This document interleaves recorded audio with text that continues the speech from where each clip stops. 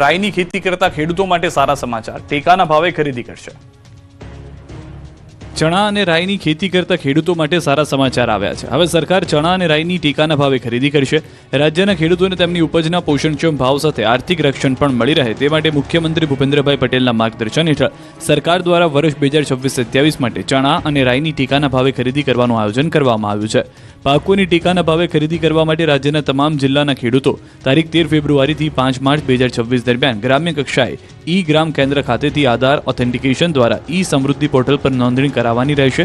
VCE દ્વારા આ નોંધણી વિનામૂલ્યે કરવામાં આવશે, જેથી ખેડૂતોએ નોંધણી માટે એક પણ રૂપિયો ચૂકવવાનો રહેશે નહીં। ચણાની 1175 રૂપિયા પ્રતિમણના ભાવે ખરીદી કરાશે અને રાઈની 1249 પ્રતિમણના ભાવે ખરીદી થશે।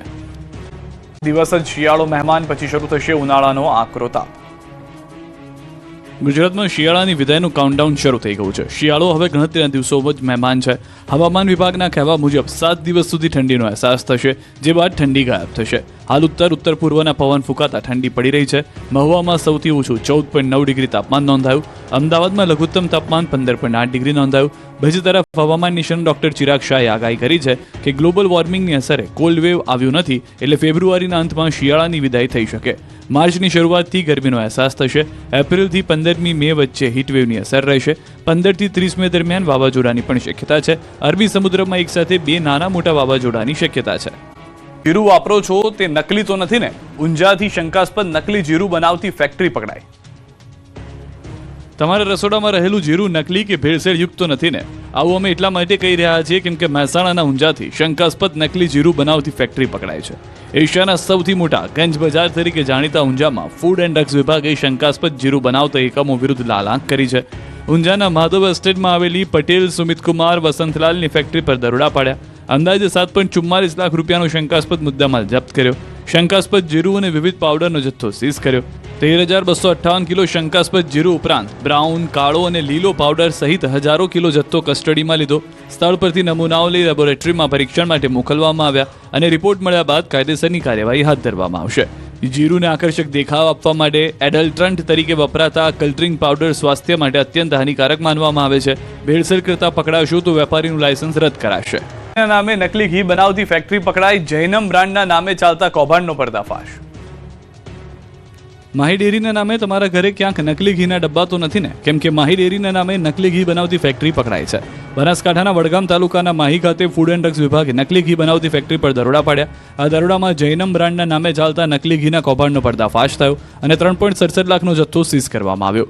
માહી ખાતે ગુડલક એસ્ટેટના પ્લોટ નંબર 5900 પર ખુશ્બુ એન્ટરપ્રાઇઝ નામની પેઢીમાં ઓચિંતી તપાસ કરી। પ્રાથમિક તપાસમાં જાણવા મળ્યું કે પેઢીના માલિક અલમદાર અલી અબ્બાસ અલી સુણસરા કોઈ પણ કાયદેસરના પરવાના કે મંજૂરી વગર શંકાસ્પદ ઘીનું ઉત્પાદન અને વેચાણ કરતા। તપાસ દરમિયાન પેઢીમાં colour, essence, soybean oil, palmolein oil અને વનસ્પતિનો ઉપયોગ કરીને મોટા પાયે શંકાસ્પદ ઘીનું ઉત્પાદન, વેચાણ અને સંગ્રહ થતું હોવાનું જણાવવામાં આવ્યું છે।